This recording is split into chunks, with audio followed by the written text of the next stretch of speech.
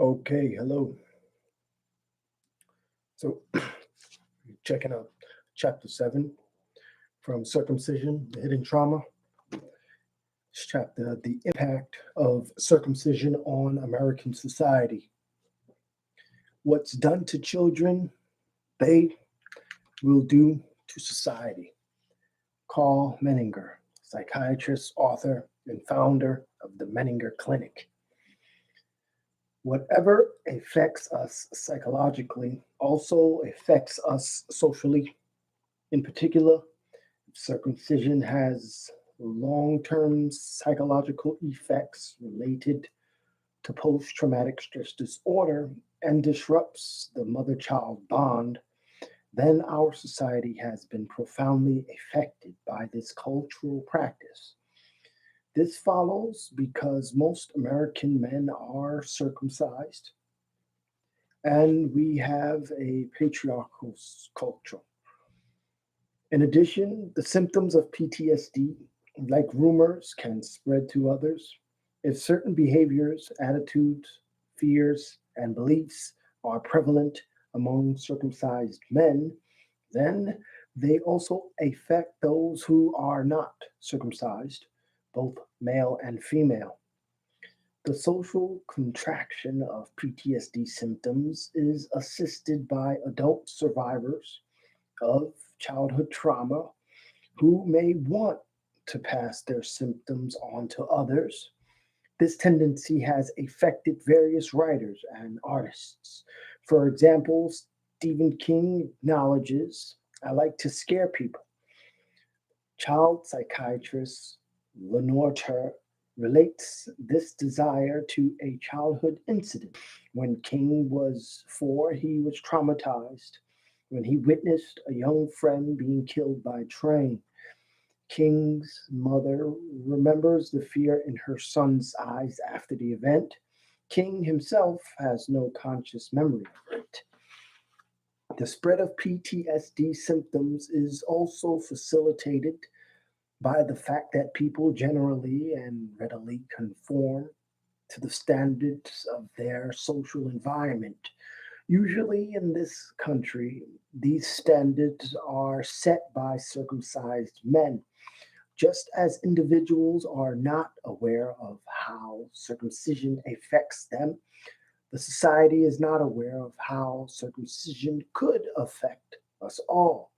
However, as this awareness increases, the potential social effects of circumcision will become more apparent.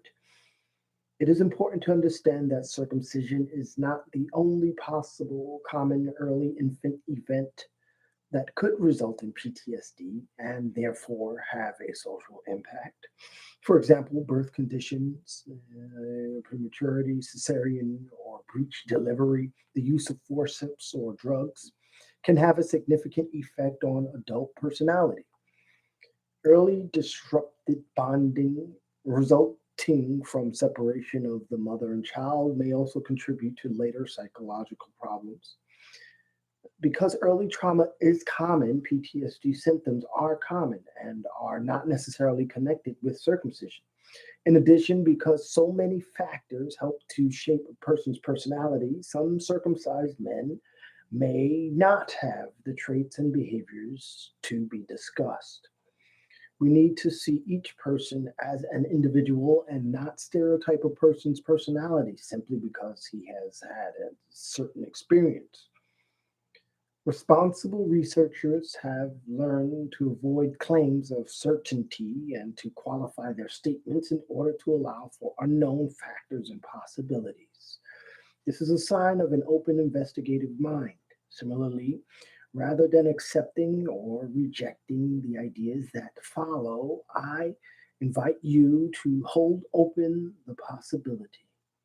The fact is that we do not know the validity of these ideas. An appropriate test would be to simply compare a circumcised group of men with a matched group of intact men for the various traits and behaviors. But we must ask the questions before they can be answered. And in order to encourage research, there must be plausibility in the questions. Accordingly, I have attempted to make the case for plausibility by applying related studies. Before continuing, it may be helpful to clarify a few points of logic and meaning so that there will be no misunderstandings. One, a statement that circumcision may or could contribute to behavior or social condition X means only that this relationship is a possibility. It is a speculation, not a conclusion. And though the possibility may be perceived to be small, it remains a possibility, particularly when there has been no pertinent study to suggest otherwise. Two, the speculative statement or question about the possible effect of circumcision does not exclude the presence of other possible factors that may contribute to X. Three, the fact that in the majority of individual cases, circumcision does not lead to X does not refute the speculative statement. For example, if circumcision increases the incidence of X from 1 in 1,000 to 2 in 1,000, then the speculative statement is supported. And in this example, the change is significant, even though in the vast majority of individual cases, X does not occur as a result of circumcision. If there are any doubts raised in connection with subsequent sections, please refer back to these points. While I encourage researchers to explore the following potential relationships, I do not believe that the advisability of circumcision depends on any future research report. Enough is already known to justify discontinuing the practice. I believe the best application of the suggested research would be to teach us to appreciate the relationship between perinatal experience and adult social behavior. Then perhaps professionals and the public would be motivated to evaluate all perinatal interventions differently. For now, let's apply Menninger's statement at the beginning of the chapter to circumcision by examining how this practice may possibly relate to some current American cultural traits and social problems. Effects of low male self esteem. Effects of low male self esteem. As circumcised men learn that the foreskin is a vital part of their sexual anatomy, they may view themselves unfavorably compared to intact men. Males who compare themselves unfavorably with others of their group feel lower self esteem. In addition, the male focus on sexual performance has a lot to do with male self esteem. As mentioned in chapter 5, negative feelings about the penis are already prevalent among men. Moreover, if we accept what logic, research, and men circumcised as adults say, circumcision reduces sexual sensitivity and function. Consequently, whether men know the facts about circumcision or not, diminished male self esteem is a possible result of circumcision. Low self esteem has personal and social consequences. Those with low self esteem generally have a low opinion of others. Low self esteem is also associated with relationship dissatisfaction, poorer general health, higher conformity, depression, drug use, and loneliness. In an attempt to compensate for their low self esteem, some males may adopt certain behaviors. According to a study of adolescents, males who fathered a child had lower self esteem than those who did not. In addition, half of the males involved with adolescent pregnancies are adult men. They are often 6 to 12 years older than their partners. Some of these men prefer girls as young as 12 years old to women their own age. This pattern also suggests a lack of male self esteem. Is unprotected sex a symptomatic behavior of circumcised males seeking to conform their masculinity and elevate their self esteem? Is circumcision one of the factors that helps to explain why the United States has one of the highest rates of unwanted teenage pregnancy among developed countries? Generally, males try to restore their self esteem by competing and telling themselves they are bigger or better than others. If they do not believe it on a personal level, they may become attached to a group that fulfills that requirement, whether it is a sports team, social club, or other association. As Gordon Allport states, the easiest idea to sell anyone is that he is better than someone else. Whether it relates to the penis or the personal computer, American men like to compare and compete. Mark McGillivray, a management consultant and computer owner, says computers are the new lingua franca for would be studs. I remember crass boys in junior high school pulling down their pants and having big member contests. Well, that's what it's like here in a New York bar. Guys will open a conversation with, so what kind of processor are you running? In this game of competition and status, the more megabytes, the more RAM, the bigger the hard drive, the more speed, the more a PC costs, the better.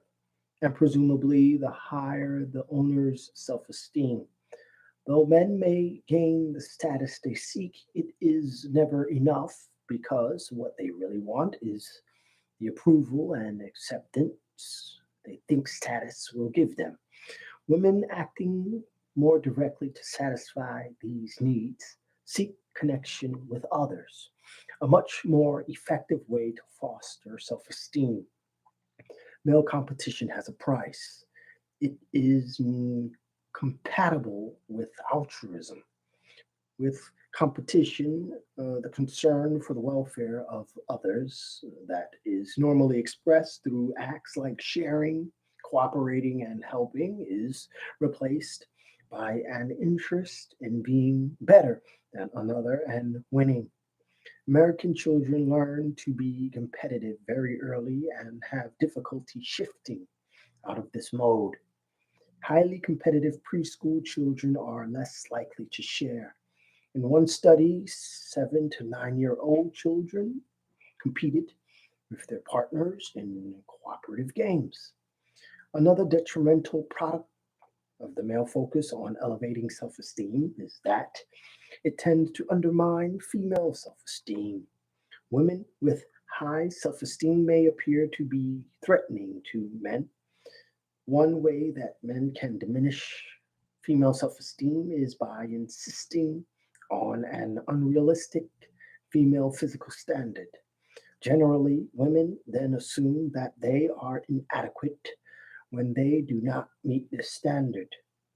The more we look, the more we see that self esteem has a significant influence on social behavior.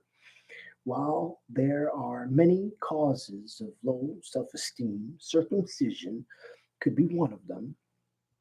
If circumcision lowers male self esteem, what's done to children, then there will be a motivation to restore one's self esteem. This often involves attacking or diminishing the self esteem of others. They will do to society.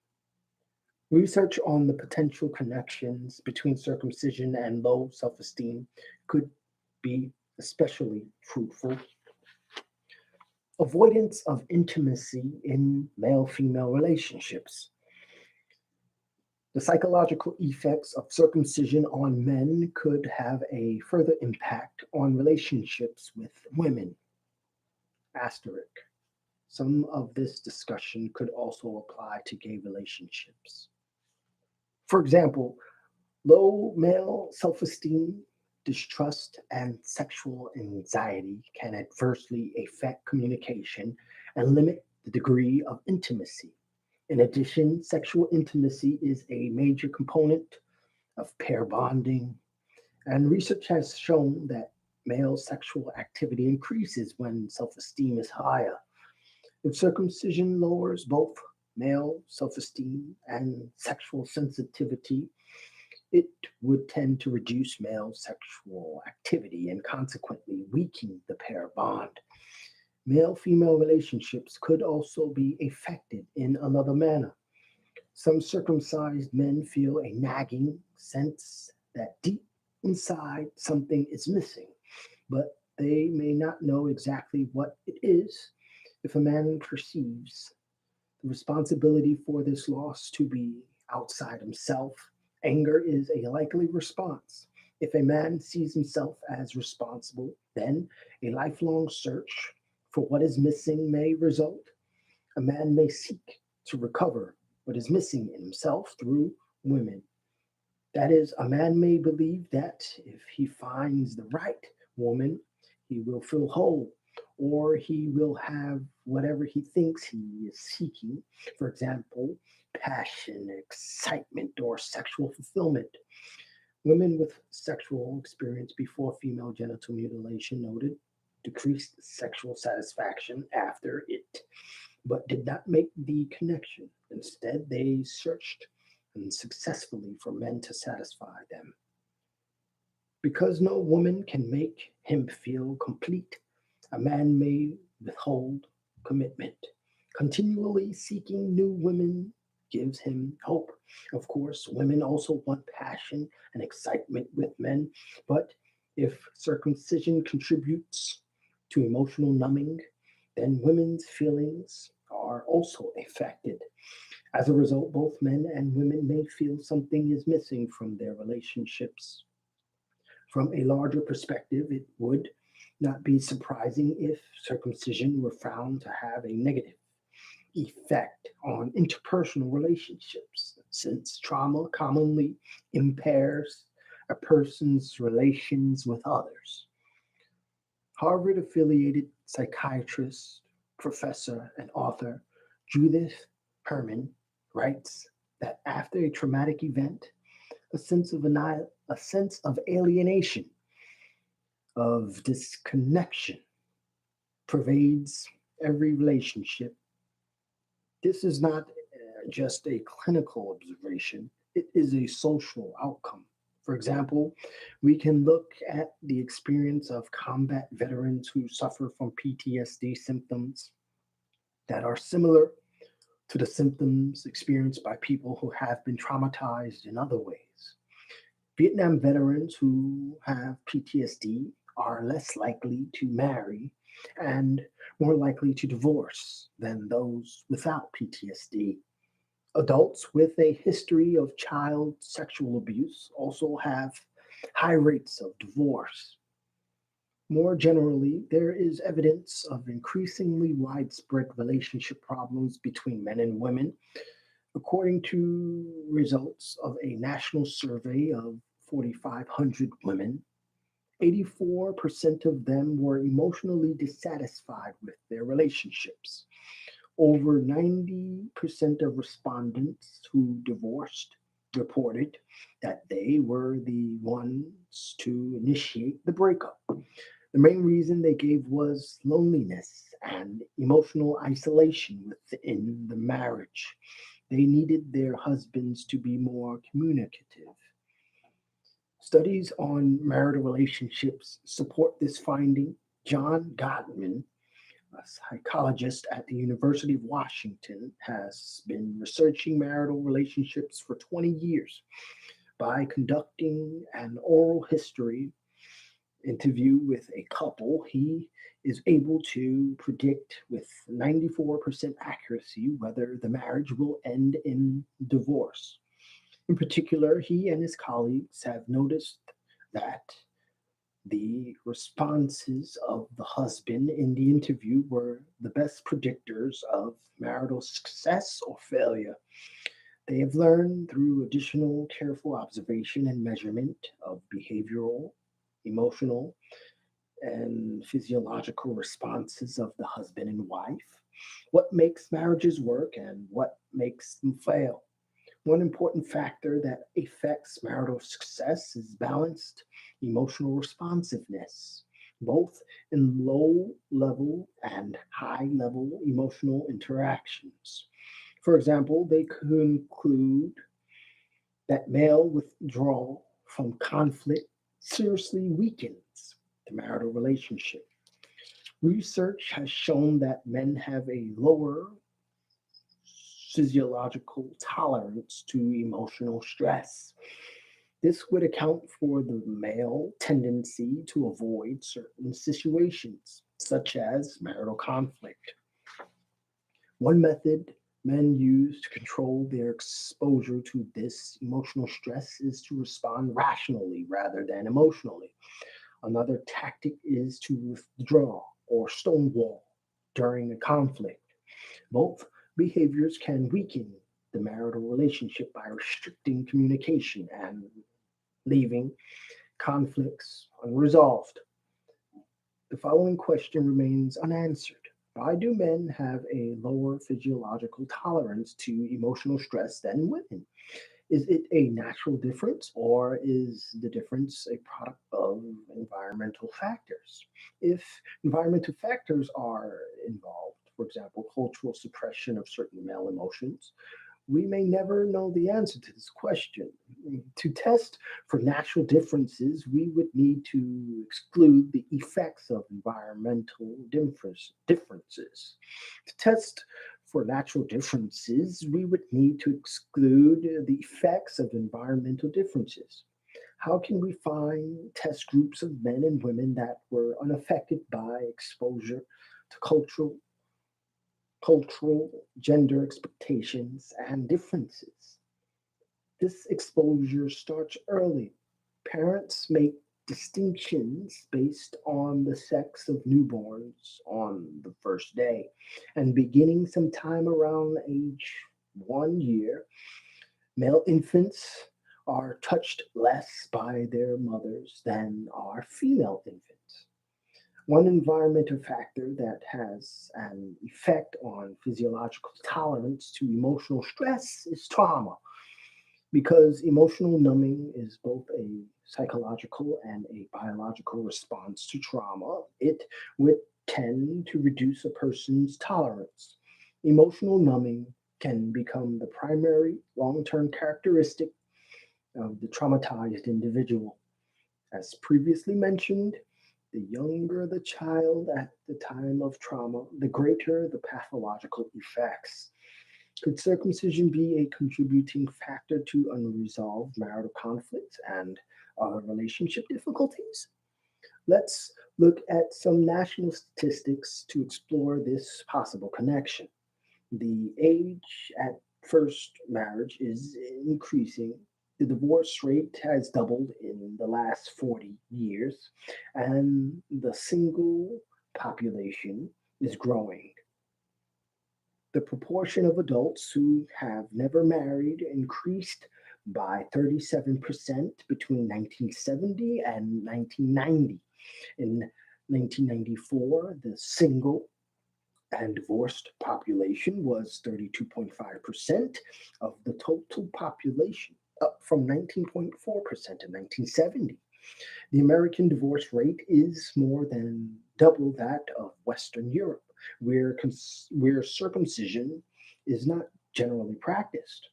Though other factors are certainly involved, there appears to be a correlation between these increasing rates and prior circumcision rates. However, men have difficulty relating to women. Women will feel their share of the consequences. In their desire to receive male approval, women may even feel responsible for some of the difficulties that are not necessarily their fault. We know that circumcision disrupts the bond between mother and infant, what's done to children. It appears that circumcision could also be a contributing factor to relationship difficulties between men and women. They will do to society. Of course, since there are many other factors that can affect individuals and relationships.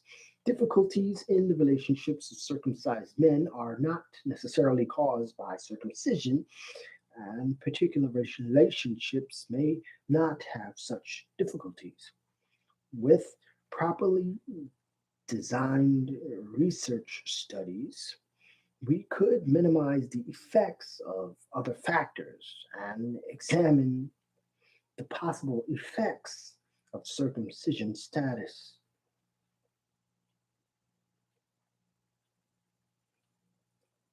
Unnecessary surgery. Though some surgery is necessary and life saving in some instances, at other times it is unnecessary and dangerous.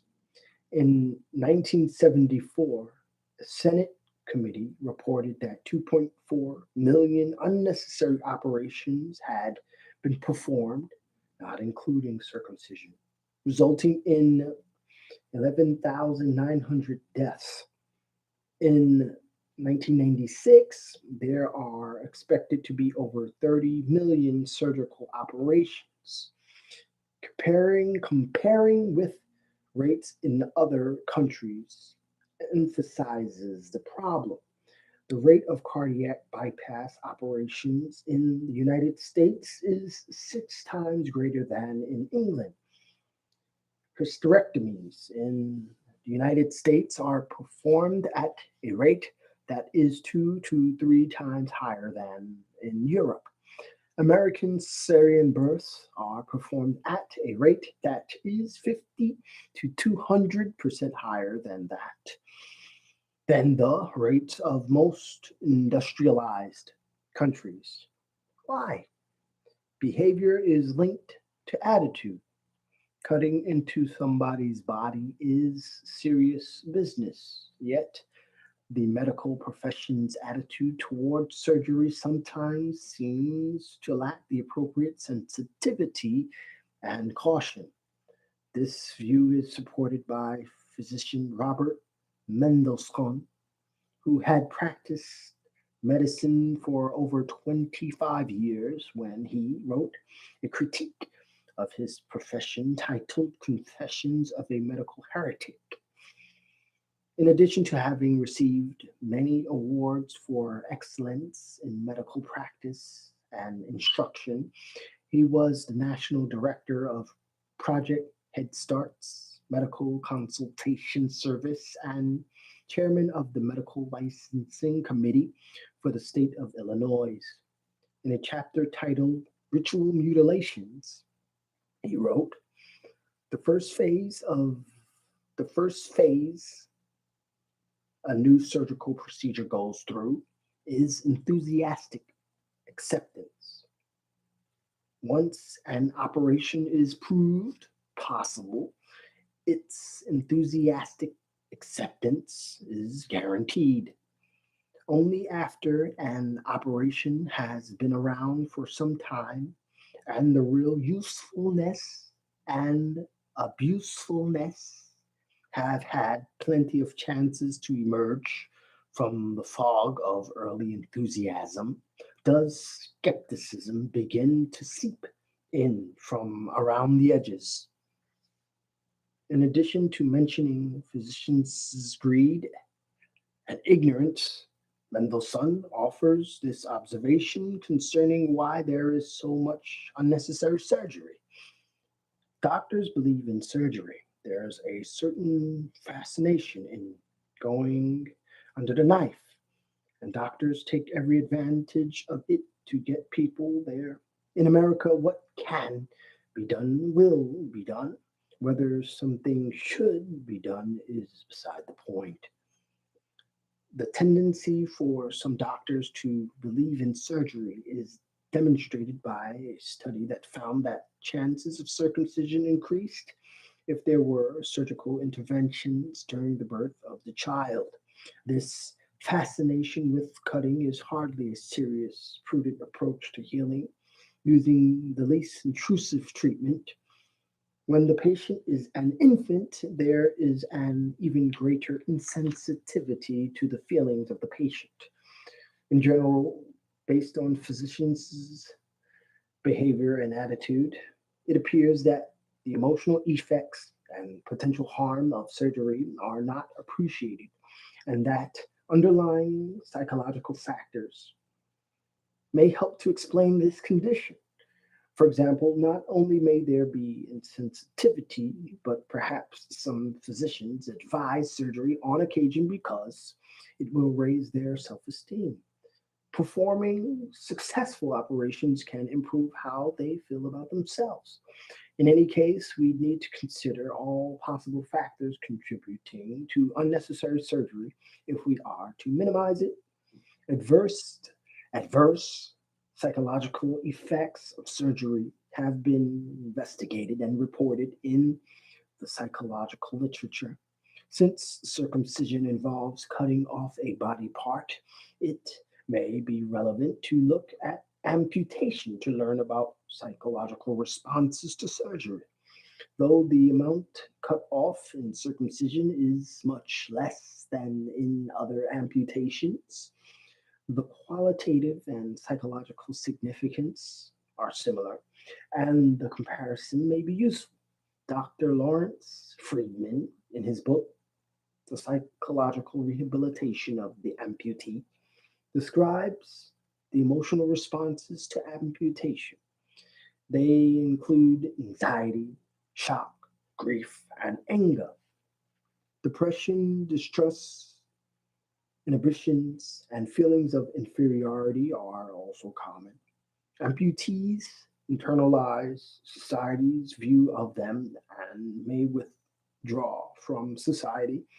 The belief that someone else is responsible for the amputation may lead to strong resentment. There is also a feeling of not being a whole person. Other researchers note a loss of body image and self esteem, as well as fear of future economic, social, and sexual difficulties. Some of these feelings may last a lifetime. Studying amputees' emotional state is very difficult because they prefer to deny these painful feelings. Denying the significance and emotional effects of their disability serves to boost amputees' self esteem. Overcompensation and excessive competitiveness and striving in vocational or avocational areas are related to this denial. Many of these feelings are either similar to those that have been reported by circumcised men or potentially applicable to circumcised men pending further study. Furthermore, medical attitudes toward unnecessary surgery are, in some cases, similar to those about circumcision. Examining other connections between the two may yield further understanding. Unnecessary surgery may also be viewed in psychoanalytic terms. The expression of undesirable impulses through socially acceptable behaviors is considered to be a defense mechanism called sublimation.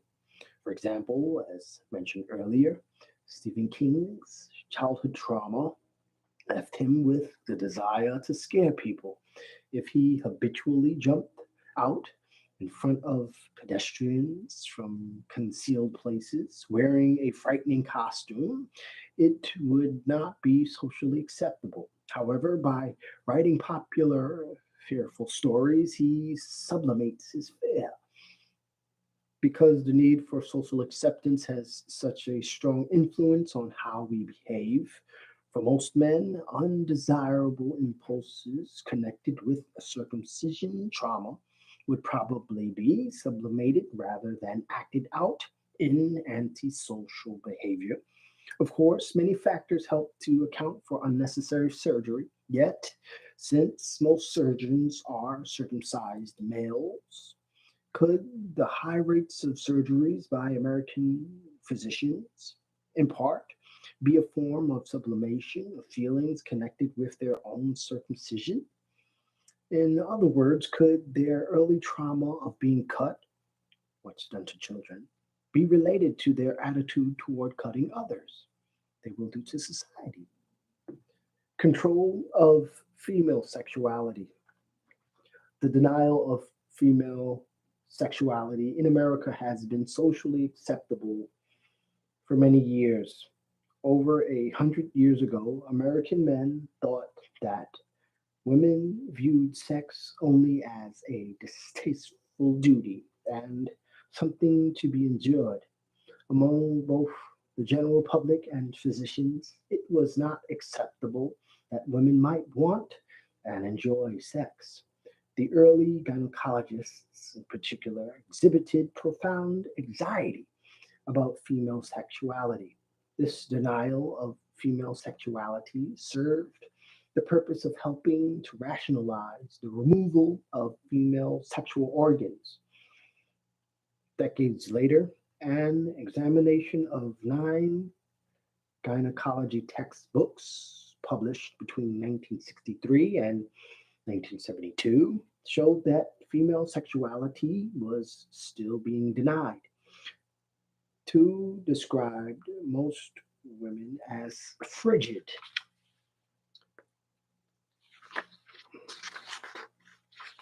In varying degrees, personal expression of female sexuality is still being suppressed by American society.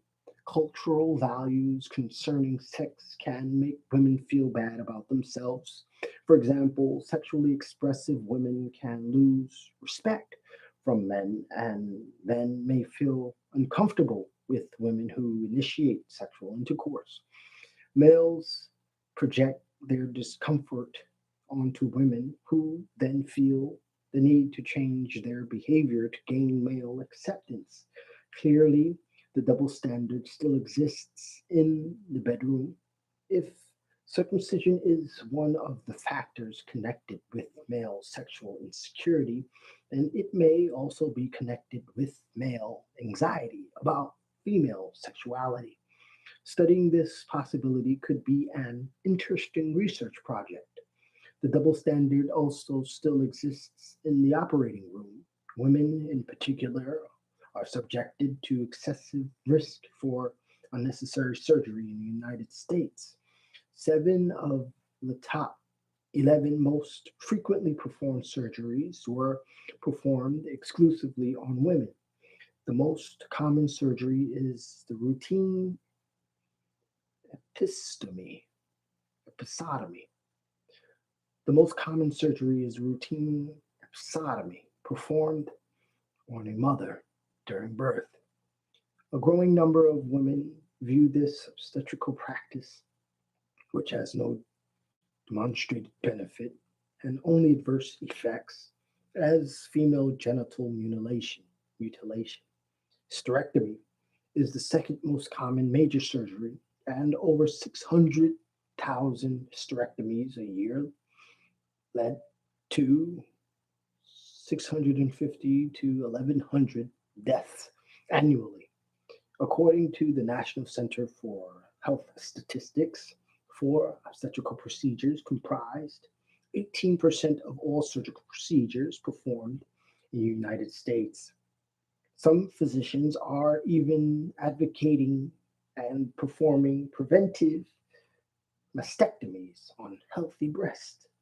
Others are reported to be surgically destroying female genitals without the prior knowledge or consent of the patient.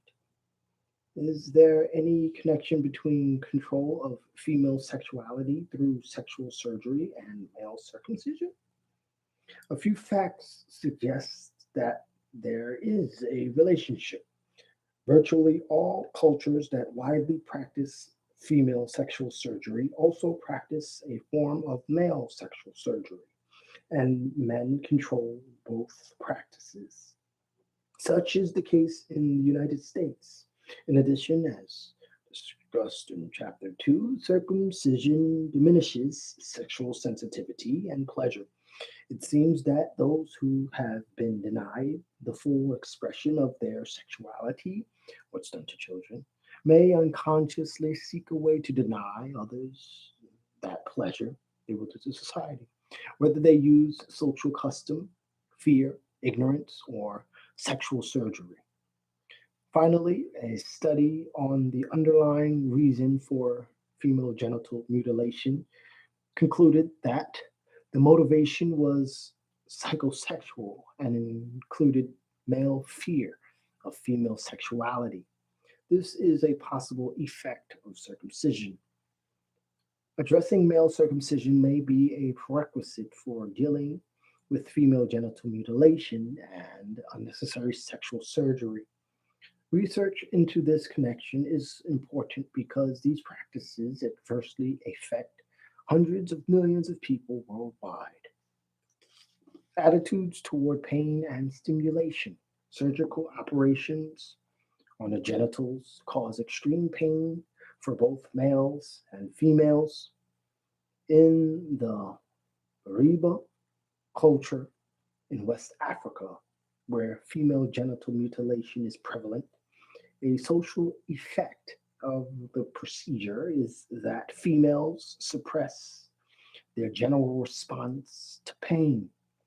Since beliefs and attitudes must accompany this lack of response, these women learn to associate indifference to pain with honor and consider it part of their cultural identity. Suppression of pain response is also a trait among some African cultures that perform circumcision on boys approaching adolescence. They must submit without so much as flinching under the agony of the knife. If a boy cries out while his flesh is being cut, if he so much as blinks an eye or turns his head, he is shamed for life as unworthy of manhood, and his entire lineage is shamed as a nursery of weaklings. Perhaps the prohibition against normal response to pain is to protect everyone from feeling what is happening.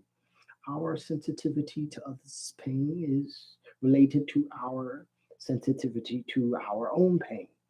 When an infant is subjected to the extreme pain of circumcision with no one responding to his cries, he experiences our insensitivity to his pain, what's done to children. While other factors are also involved, could male infant circumcision contribute to the common American male attitude of indifference to one's own pain and correspondingly the pain of others? It will do to society. This attitude can underlie certain common practices. The general and persistent tendency of physicians to withhold appropriate pain medications from children is related to the cultural attitude that tolerating pain is a sign of strong character. One who does not feel pain can be restricted in sensing other experiences as well. This is a consistent this is consistent with the long-term PTSD symptom of emotional numbing. Furthermore, one who is less responsive would need to seek a greater stimulus to achieve the same level of arousal. This is why some people who have emotional numbness seek dangerous activities to produce stronger sensations so that they can feel something. Since circumcision involves excessive stimulation, what's done to children, and subsequent potential numbing, it may also be one of the factors associated with the desire of men for increasingly greater stimulation they will do to society. For example, loud music, when men prefer music at higher volumes than women. Video images, males undergraduate video images, male undergraduates prefer hard rock videos while females prefer soft rock videos. And reckless or antisocial behavior. Further investigation into these possibilities might yield valuable results. Passivity. The infant's response during circumcision is futile. As reported in earlier chapters, in studies that looked at infants' behavior after circumcision, some infants became less active. Others have been observed to be in a state of shock after the procedure. Circumcision of older children has resulted in withdrawal and reduced functioning and adaptation. The accounts of some circumcised men have also indicated an association between circumcision and withdrawal. This pattern of responses raises the question of the possible connection between circumcision and adult male passivity and a sense of powerlessness. Of course, the passivity of some is related to the excessive power of others. Other studies also suggest a potential connection. Learned helplessness results from trauma. It is characterized by a belief that one's responses have no effect on outcome, and it is associated with emotional numbing and lower self esteem. Learned helplessness also is connected with a pessimistic attitude, passivity, and depression. Because of its very nature, passivity is hard to evaluate as a social phenomenon. Perhaps the increase in television watching could be regarded as a symptom of increasing social passivity. Of course, early experiences other than circumcision, as well as subsequent events, could contribute to passivity. In any case, the relationship of circumcision to social passivity remains a possibility that merits consideration for study. Reduced empathy. Empathy is the universal human ability to experience the same emotions that someone else is experiencing. Newborn infants cry when they hear other newborn infants crying. This is an empathetic response to the distress of another. With empathy, we acknowledge, I feel like you. I am like you. Despite the obvious differences, adults and infants are alike in fundamental ways. Both are human beings who need love and human contact. Both can experience a wide spectrum of emotions, including feeling hurt or angry when needs are not met. Both can suffer from extreme physical or emotional pain that may have long-term effects. Empathy is the key to following the golden rule. When we feel empathy, we feel connected to others and treat them well. Without empathy, we are separate and are more likely to mistreat others. It is no surprise that those who sexually abuse children seem to be incapable of understanding the harm they are causing their victims. Apparently, those who circumcise also have little empathy for the infant. An infant's survival depends on adult empathy. Crying, together with associated facial and body movement, are all the infant has to communicate distress to the caretaker. When no one responds to the infant's cries of distress, he gets the message that nobody cares about his feelings and that he is powerless and terrifyingly alone. Such is the experience of the circumcised infant. This lack of empathetic response is related to the limited ability of some adults to feel. If we do not have empathy for infants, they may not have empathy for us. Perhaps this is why circumcised men have such difficulty empathizing with circumcised infants. One male acquaintance, after reading the first chapter, remarked, "It hurts," and the baby screams. So what? It is usually the father that insists on circumcision. The degree of empathy adults feel varies considerably and is associated with other attributes. In one study, men who scored higher on a macho scale reported feeling more anger and less empathy for a crying infant than did less macho men. Other research confirms that those low in empathy are more likely to exhibit aggression. Low empathy is also related to general emotional numbing. A person's natural empathy is either nurtured or inhibited by environmental influences. Inflicting trauma on a child results in a reduced ability to empathize. For example, toddlers who were abused expressed no concern for crying peers and even attacked them. However, sometimes those who have suffered painful experiences are more empathetic toward others. This response is possible when the pain is conscious. Either their pain was not severe enough to result in trauma, or they have made efforts to deal with their traumatic pain. More on this in the next chapter. Generally, circumcision pain is unconscious because it is overwhelmingly painful. As a result, there is usually no awareness of its effects on behavior.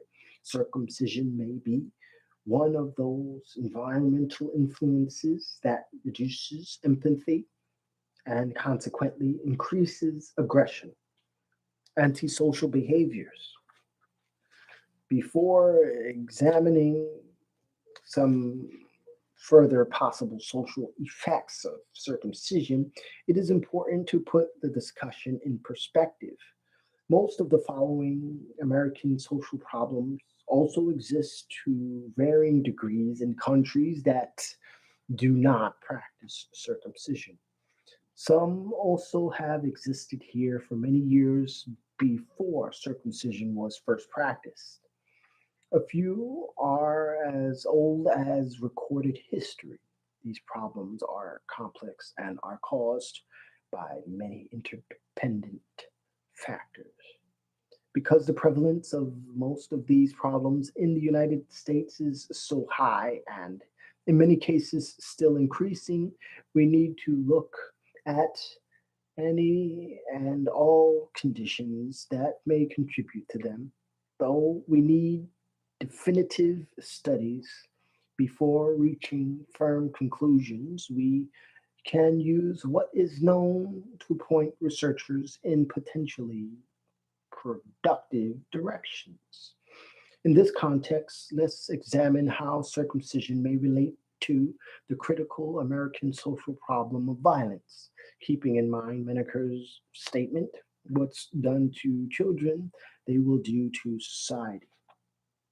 Circumcision and adult male violence. We are the most violent culture in the world. The American rate of homicides by men is about 14 times that of Japan and 8 times that of the countries that comprise the European community. A violent crime is reported at the rate of one every 16 seconds in the United States. According to a national survey, there were 10.8 million crimes of violence in the United States in 1994. Public discussion of the reasons for the prevalence of violent crime tends to focus on social factors such as drugs, lack of a good moral upbringing, the availability of guns, television violence, the absence of fathers in the home, poor schools, lack of jobs, racisms, and the decline of religion. And to what extent would the effects of circumcision on men contribute to the high rates of American violence? While there is no doubt that most of the social factors mentioned have an effect on behavior, little public attention is given to the impact of infancy on adult social behavior. However, long term studies have demonstrated a connection. Temperament not only affected how infants perceived and responded to their environment, but it also predicted their future social development. For example, an angry temperament in infants correlated with later aggression at 6 to 7 years of age, while increased fearfulness was associated with later reduced aggression. In addition, defiant behavior at age 3 was associated with aggressive behavior at age 6. This report was consistent with earlier research that found that physical aggression directed at peers was highly stable over the first 10 years of life. Other studies had similar and complementary findings. Passivity at age 3 was found to be associated with dependent, conforming, and socially inhibited behavior at adolescence. In an extended long term study, boys who were more aggressive at 8 years of age were found to be more aggressive at 30 years of age. Now let's examine what makes a child aggressive or violent in the first place. According to Dorothy Now Lewis, a psychiatrist who has done pioneering work for over 20 years on the causes of violent behavior, a child's prior experience is the primary factor. For example, research shows that men who have been abused as children are more likely to be violent toward others later in life. Male victims of child physical and sexual abuse are at higher risk to be arrested for sex crimes as adults. Behavioral reenactment of the trauma is a compulsion of some trauma victims. Problems during the birth experience have also been associated with adult violence. In a study that received national attention, investigators followed over 4,000 male infants to age 18. They found that those infants who had experienced both birth complications and early maternal rejection were most likely to have engaged in violence when they grew up. The authors suggested that perinatal and early postnatal health care interventions could significantly reduce violence.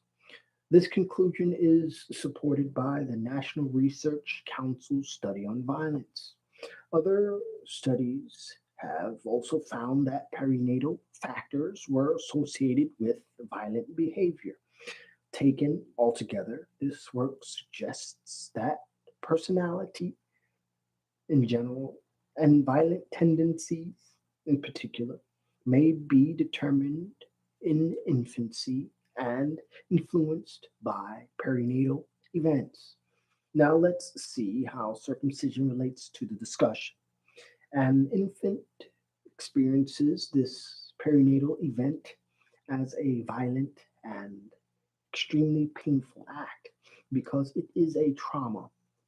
Circumcision pain is repressed and stored in the unconscious. Research shows that pain can arouse aggression in animals and humans.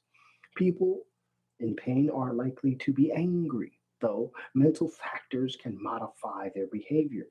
Furthermore, the overwhelming pain of circumcision leaves, among other feelings, anger that may be repressed or expressed. One mother of two circumcised teenage sons reported. One son is angry and doesn't know it. One son is angry and does know it.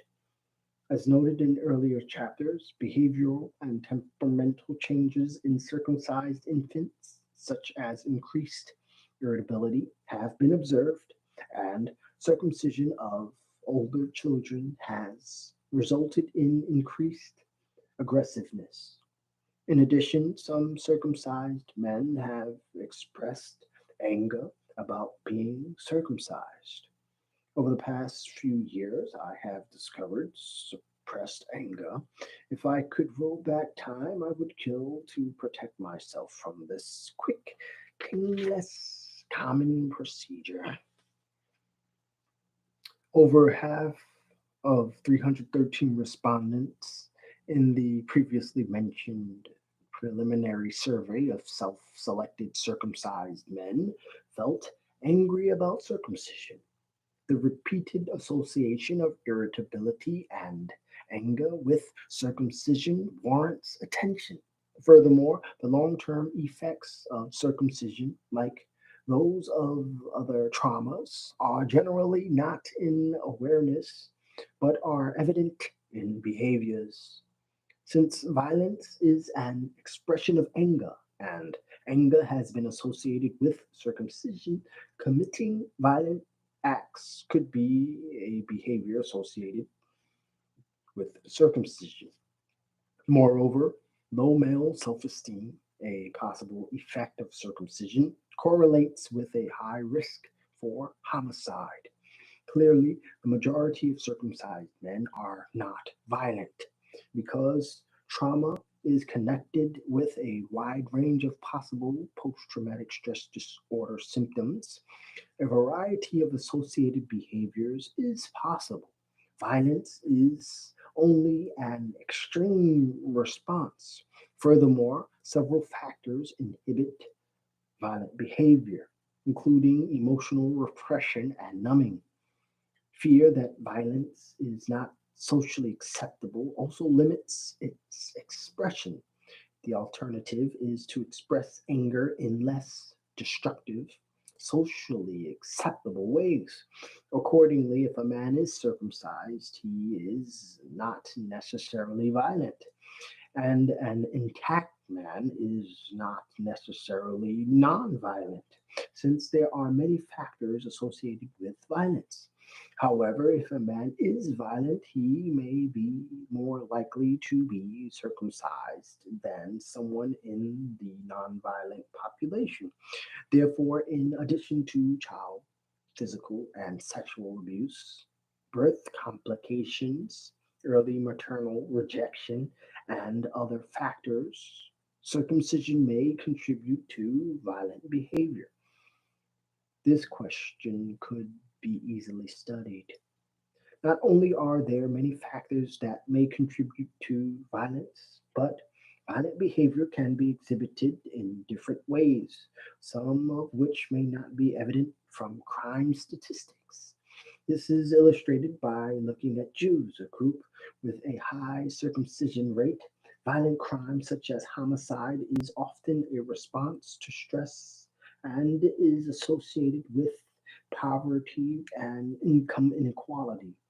The fact that most American Jews are not in a low income category would contribute to reducing their rate of violent crime. However, other violent behaviors are not connected with income.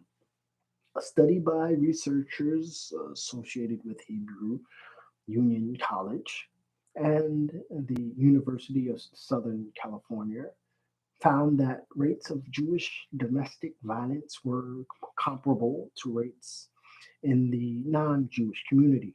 In addition, Jewish men reported similar rates of sexual aggression and courtship violence in a national survey of 6,159 college students enrolled in 32 institutions.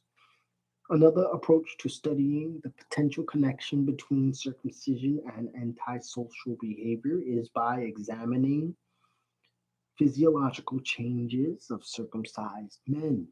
Emotional numbing is a symptom of PTSD and is associated with lower arousal. Experiencing early trauma, such as circumcision, could be a factor contributing to lower arousal in later life, leading to possible antisocial behavior. Researchers have found that significantly lower arousal of the central nervous system and the autonomic nervous system in adolescence is associated with criminal behavior in adulthood. Sensation seeking, a response to lower arousal, may also be connected with criminality.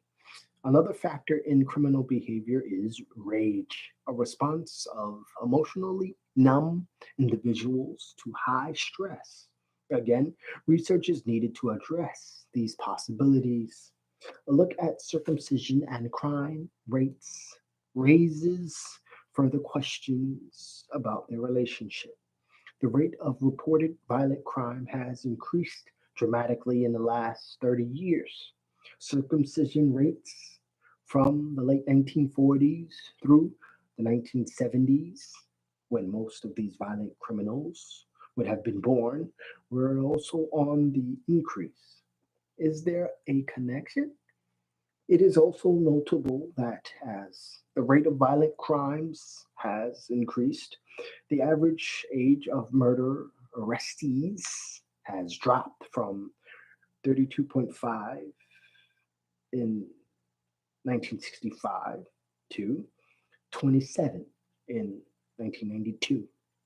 The estimated circumcision rate was 56% in 1932 and 78% in 1965, the years when the average age arrestees of the years in question would have been born. Is the increase in youthful involvement in murder connected in any way to the approximate 40% increase in the circumcision rate over this period? In summary, the violent act of circumcision was done to children may be an unrecognized perinatal factor that, in certain circumstances, increases the potential for adult violence they will do to society. In summary, the violent act of circumcision may be an unrecognized perinatal factor that, in certain circumstances, increases the potential for adult violence. There are many contributing factors to the problem of violence. With research, the degree of connection between circumcision and violent behavior could be tested, and perhaps other predisposing factors could be identified. The most vulnerable potential victims of male adult violence are those who are weaker than and dependent on men. Therefore, let's examine forms of male violence that are directed at women and children. Domestic violence. In the United States, the most violent place is in the home. Domestic violence is the single greatest cause of injury to women. A national study reported that 12% of spouses had violently attacked each other in the last year. In a survey of 4,707 male and female college students, about 35% had experienced physical aggression. This violence is too often fatal. In 1993, 29% of female murder victims were killed by their husbands or boyfriends. In one cross cultural study of the United States, Ireland, and India, the United States had the highest rate of domestic violence. Is there a relationship between the fact that every 25 seconds a male infant is circumcised and every 15 seconds a man beats a woman? Violence toward women is motivated by the male desire for control. First, a man uses socially acceptable methods of control, then threats of violence, and finally, actual violence. Men who beat their wives view their behavior as justified punishment for their wives' failures to meet their demands. They believe that a man is entitled to make the rules of his home and enforce them. This arrangement is based on the male's physical advantage over females and the economic dependence of women. It is also consistent with the historical belief that a man's home is his castle and that his wife is his property. These beliefs of abusive men are similar to those of some people who consent to or perform circumcisions because, in both cases, there is a sense of entitlement to force one's will on another who is physically and economically disadvantaged, and there is a perception that the victim is property rather than a person. Lower self esteem, a possible effect of circumcision, can adversely affect behavior. Men low in self esteem are more prone to jealousy in their relationships. Jealousy is a precipitating factor in violence toward women. Predictably, predictably, low male self esteem correlates with a high risk for domestic violence. There may be other connections between the high rate of domestic violence and circumcision. It has been documented that exposure to violence in childhood is linked to later spousal abuse. The child experiences circumcision as violent. Those who have been violated generally have a problem with anger and may direct it at others. Some circumcised men who have reported anger toward their parents feel particularly angry toward their mother. One man who wrote to the Circumcision Resource Center stated, I know my mother never intended that I should be harmed, but it seems she never intended the opposite enough to question the idea. For others, their hostility toward women may be unrecognizable to themselves. One man who finally became aware of his misogynistic way reported, for 30 years, my intact brother would ask me at least 2 or 3 times a year with real feelings and compassion, why do you hate women so much? Always I would answer with the same sincere hurt amazement. Me? I don't hate women, I love women. This man changed after years of personal growth work. As discussed previously, if an infant being circumcised feels that the mother is responsible, the associated feelings of anger could more likely be expressed toward women. Most circumcised and intact men are not violent toward women, and other factors surely contribute to the propensity to be violent. Nevertheless, the possible connection between circumcision and domestic violence deserves study. RAPE. Rapists are also driven by anger and a desire for power. Many perpetrators view rape as a form of revenge because he tends to believe that all women are responsible for the acts of an individual woman. When a rapist is angry, usually inappropriately, at a woman he is involved with, he may direct that anger at a random woman by raping her. A convicted rapist acknowledged, I wanted to take my anger and frustration toward my girlfriend out on a stranger, to be in control, to do what I wanted to do. Some R's, I'm going to call them R's, okay? Some R's, no, R's is not fair. Okay, I'm just say these dudes, all right?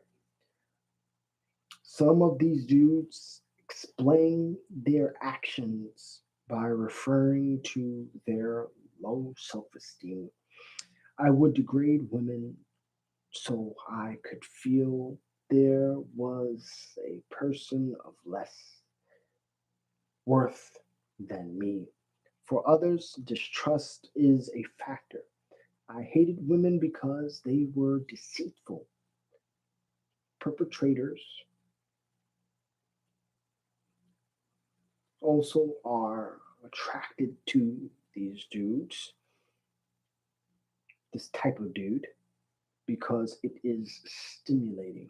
No, no, it's the act. I'll just say it. Perpetrators are perpetrators also are attracted to rape because it is stimulating. I mean, the whole topic is mature in the first place. So, right. So I'm just gonna read it. So put on your mature cap. All right. Perpetrators also are attracted to rape because it is stimulating. One described it as a big kick because of the excitement and drama. Rape is an expression of a psychological dysfunction, yet it is the most common of all violent crimes. According to the U.S. Senate Committee on the Judiciary, as many as 2 million American women are raped each year. Research indicates that most incidents go unreported. In a study of male college students, 15% reported having forced intercourse on a woman at least once. Marriage seems to make little difference.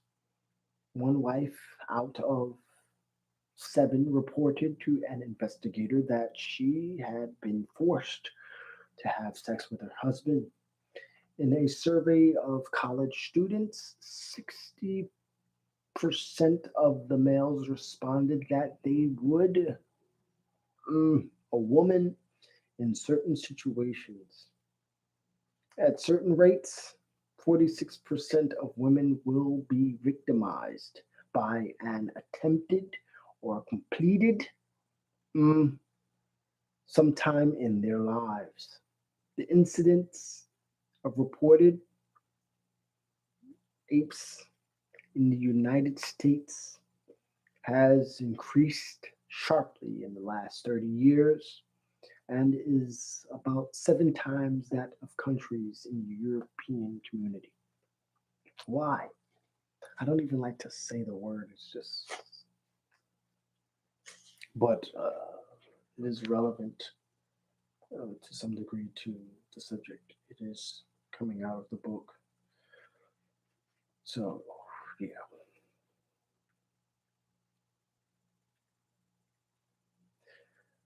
Could part of the answer relate to what happened to most American men when they were children? This is a weird world we live in. Let me just take a second.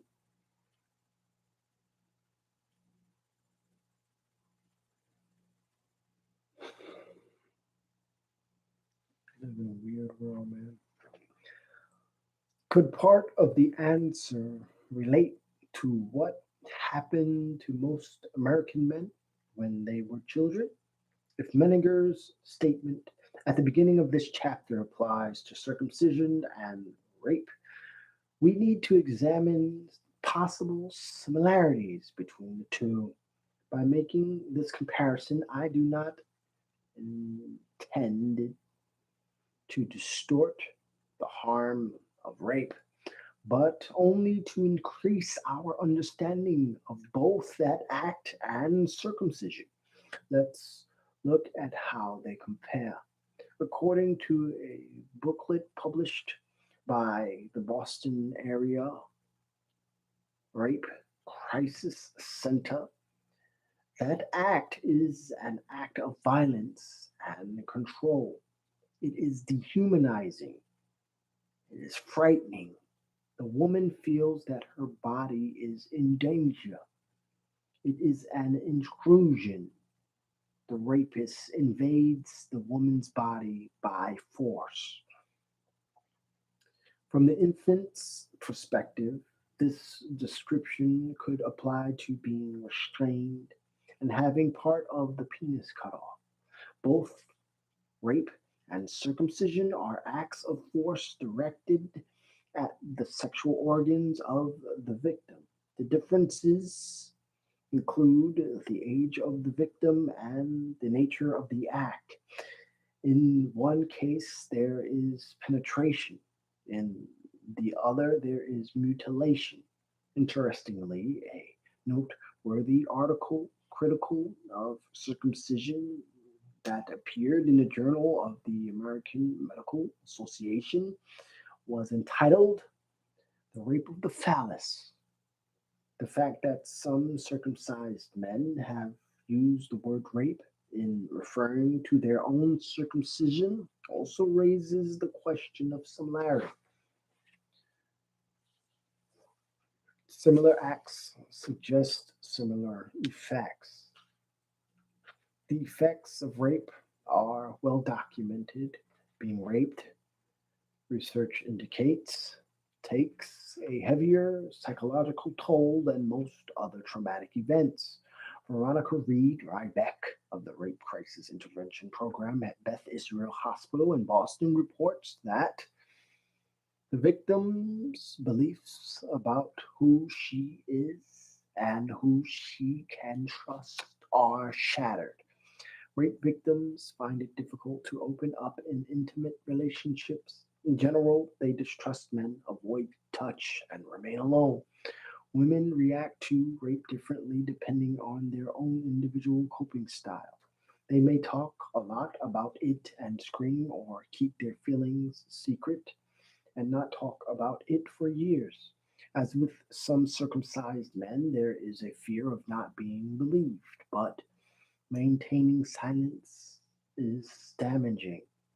Linda Braswell, in her guide for rape survivors, writes the single most terrifying reaction to being raped is the fear of being killed or mutilated. It often results in a complete separation of mind and body. It humiliates. The most precious and private parts of your body have been violated. It itself may be a form of murder. It destroys one's will and spirit.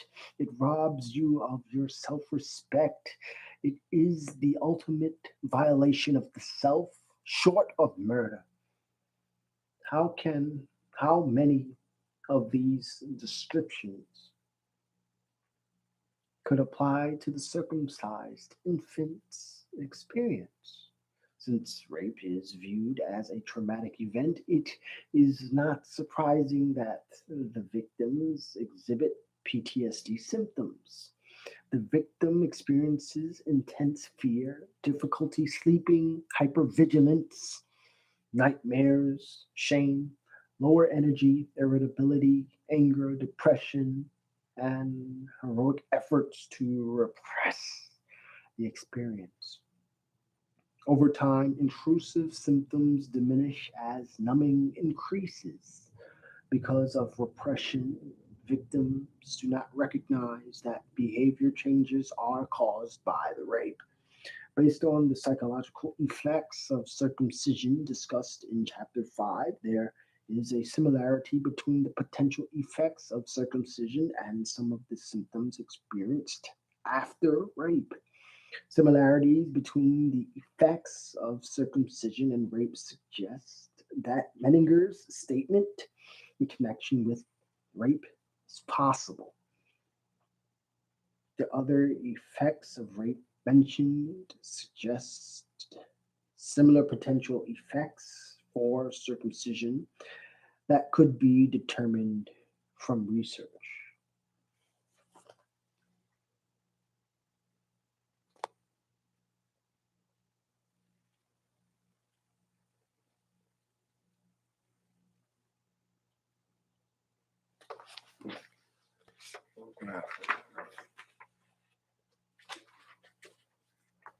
Let's examine attitudes and beliefs to look for additional similarities. Rape tends to reinforce male power and dominance. Macho men are more likely to use force on a woman. Some rapists believe that a woman has no right to say no. In this respect, infants being circumcised are in a similar position. A belief in the inferiority of females is connected with rape. Male objectification of women is also a contributing factor. Conversely, cultures that respect the status of women have few rapes.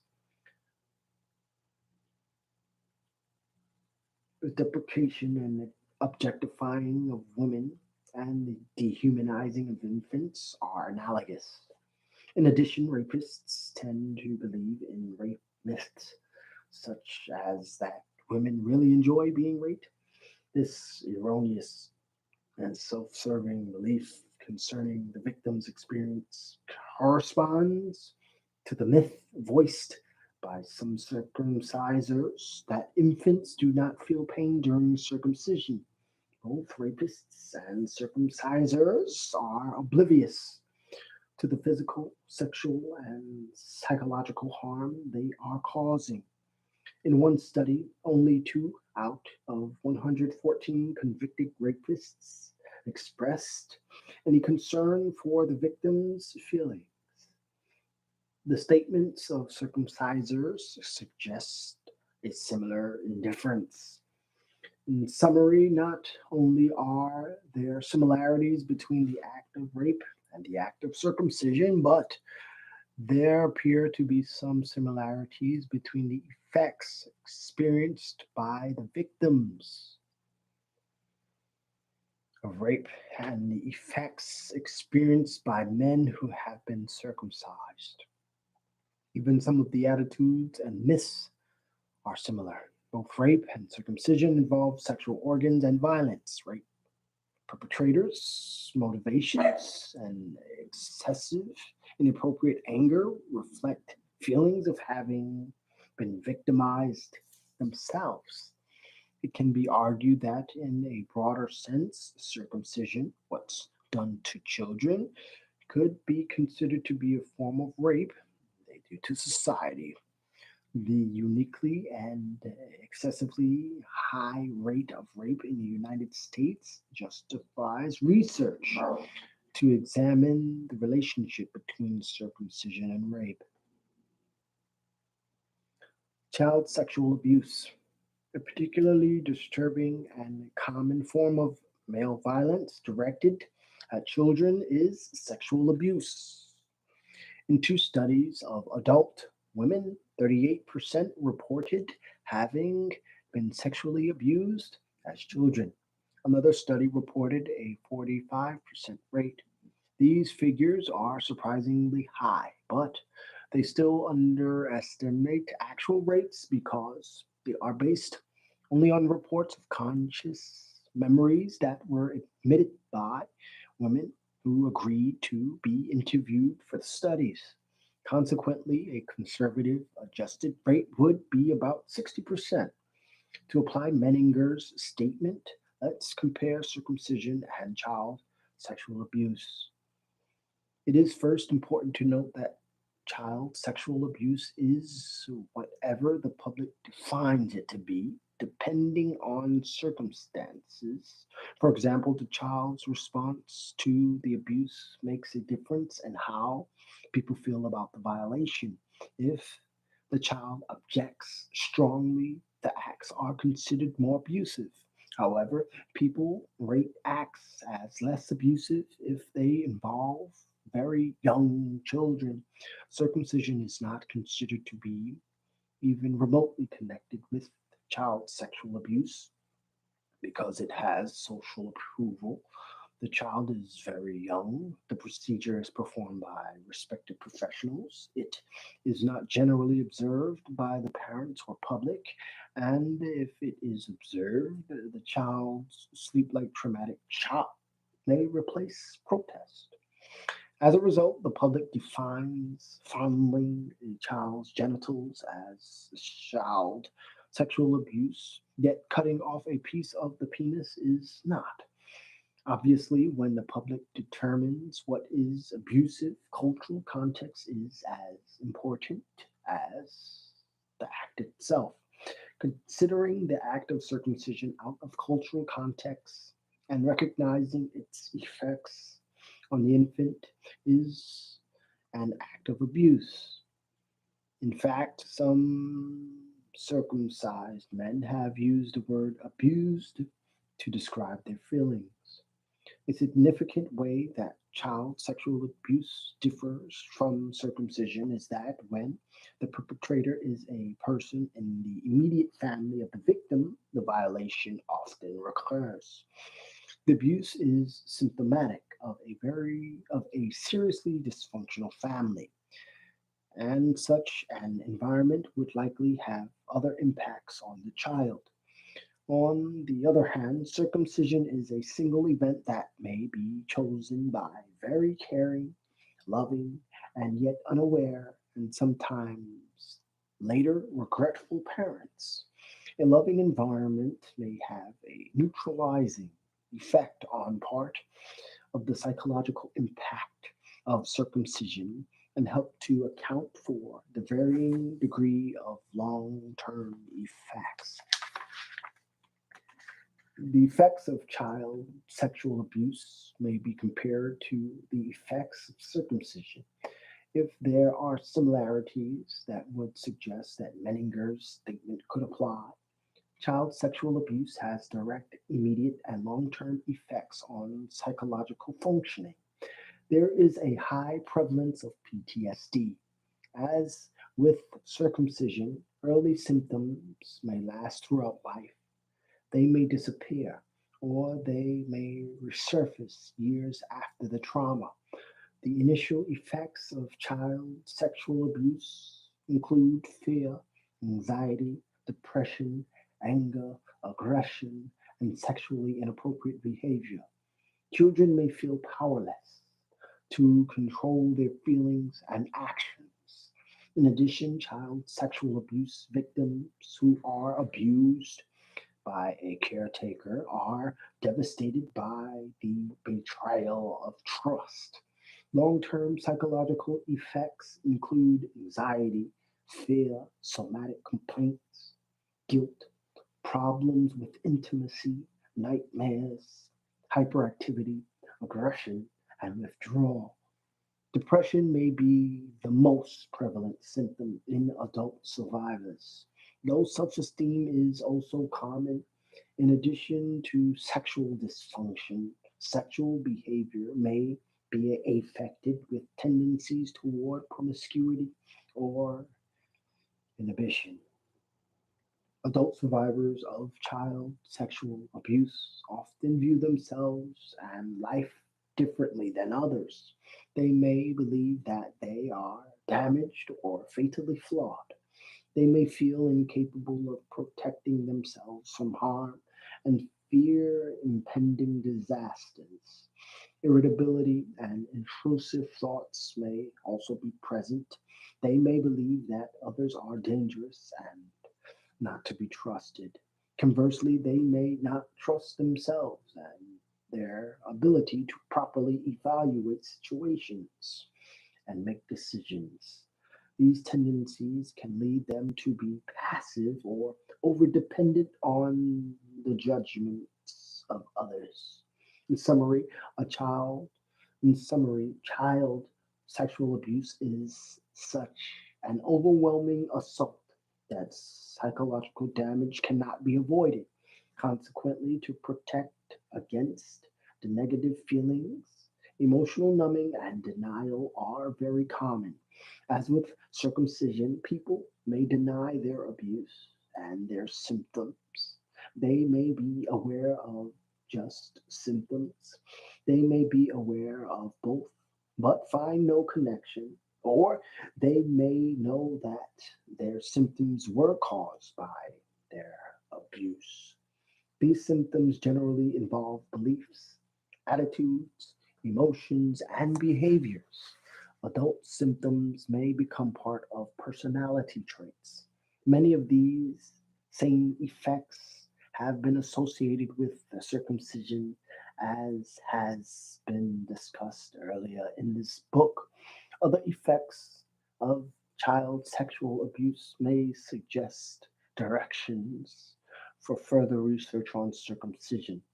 It is noteworthy that the most severe effects of child sexual abuse result from experiences that include, like circumcision, genital contact, and force. Does circumcision of infants increase the incidence of child sexual abuse by adult males? This question has not been studied. However, men who sexually abuse children often exhibit low self esteem and a sense of powerlessness, two symptoms that may be common among circumcised men. In addition, child sexual abusers tend to have difficulty in getting their sexual needs met. Perhaps sexual insecurities connected with circumcision could influence some men to turn to children because they feel threatened by adults. Finally, there is a strong connection between a history of child sexual abuse and male sexual abusiveness. If circumcision is experienced by the child as sexually abusive, what's done to the child, this relationship could apply able to society.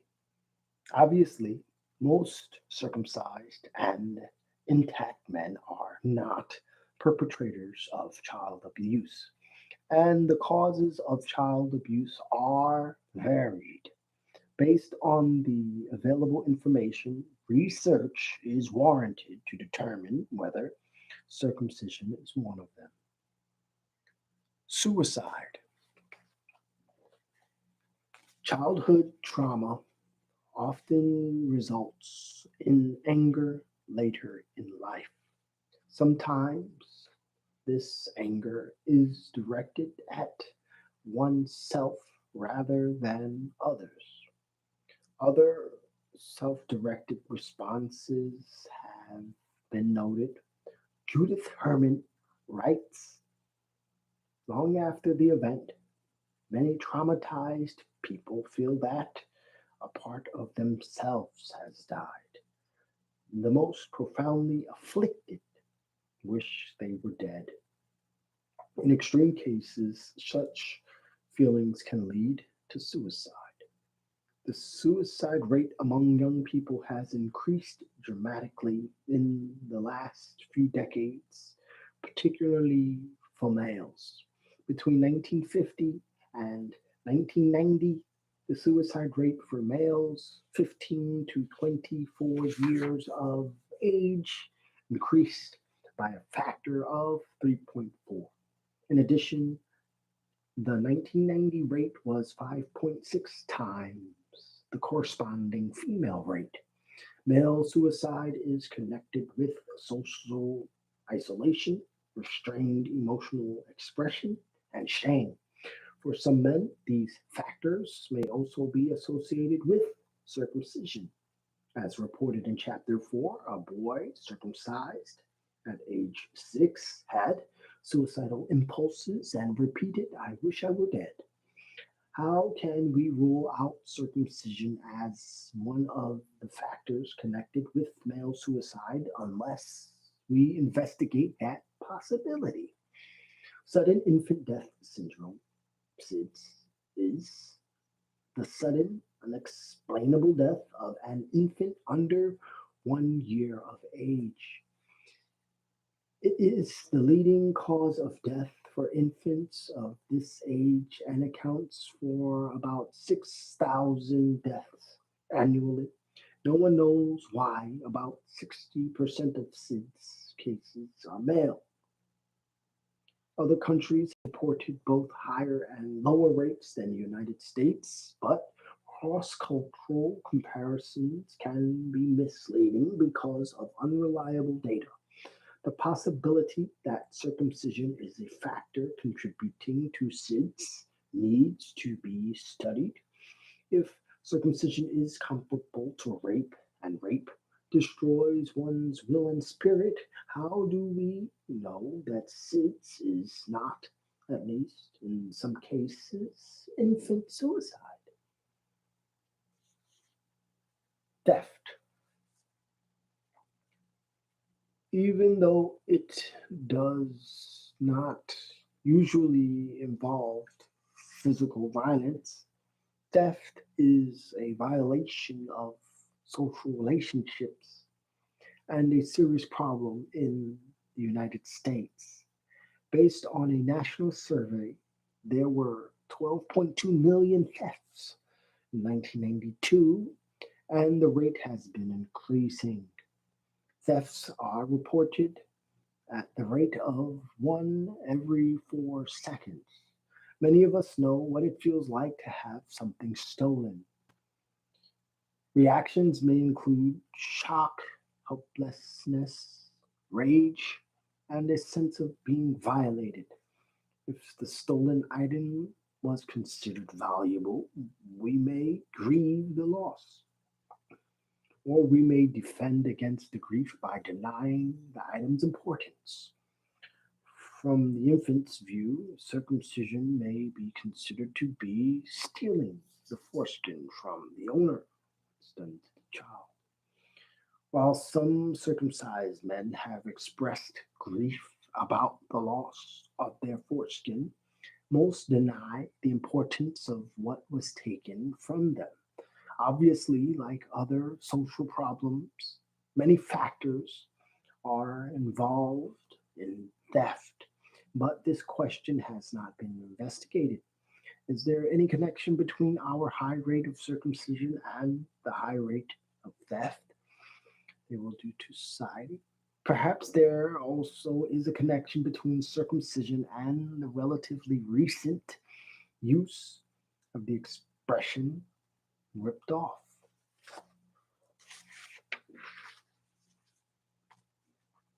Interrelationships of social problems. All things are connected. Chief Seattle. Some antisocial behaviors are connected with the divorce rate. The lack of a father at home is associated with behavior problems among elementary school boys.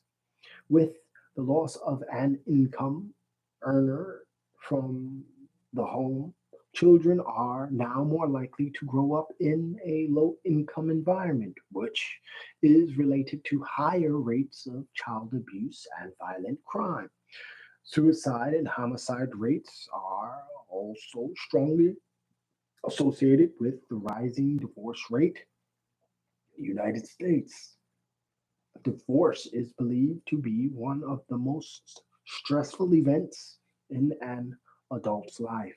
Perhaps that high level of stress is what connects the incidence of divorce with rates of violence. Evidently, anything that weakens male female relationships can have multiple social consequences. As discussed earlier in this chapter, research shows that married men who are less emotionally expressive are more likely to have unresolved conflicts and to subsequently be divorced. If the potential long term effects of circumcision trauma, such as emotional numbing and distrust, contribute to unresolved marital conflicts and divorce, then circumcision could play an indirect role in some antisocial behaviors. Warfare. Like individuals, societies can direct their anger inward or outward. Warfare is a form of externally directed social violence. It generally has social approval. All the factors that may increase the incidence of personal violence can contribute to a society's propensity to engage in war. For example, distrust, low self esteem, sensation seeking, lack of empathy, appreciation of others, a history of violence, desire for control, emotional numbing, and physical, military superiority. How many of these factors apply to our national psyche? Though all I am doing is suggesting possibilities and calling for research, some readers may still feel that I am saying that circumcision is the cause of all the world's problems or something similar. I am not. Those who have carefully followed my discussion know that this is an overstatement of my ideas. Others may take this polarized view because of the difficulty in discriminating between shades of meaning on a very complex and emotional topic. Rather than dealing with their discomfort stimulated by these ideas, some may exaggerate my position so that they can then reject it by calling it too extreme. Of course, if someone accurately understands my position and disagrees with it, that is another matter. Then I would expect to hear reasonable arguments, although there is no research to support such arguments at this time, on why it is virtually impossible for circumcision to have any social impact. Another possible response to these ideas is to dismiss them because they are just speculation and not proven. This response appreciates the value of asking serious questions whose answers could have wide applications. It may be driven by an underlying fear of knowing, resulting in avoidance. The implication is that if we dismiss the ideas, then we do not do the research. For those who must have a conclusion now, it is this: the potential social impact of circumcision has been ignored and avoided for too long. We need to investigate the questions raised here. I trust that there are some researchers who will find some of these questions intriguing, and important enough to explore.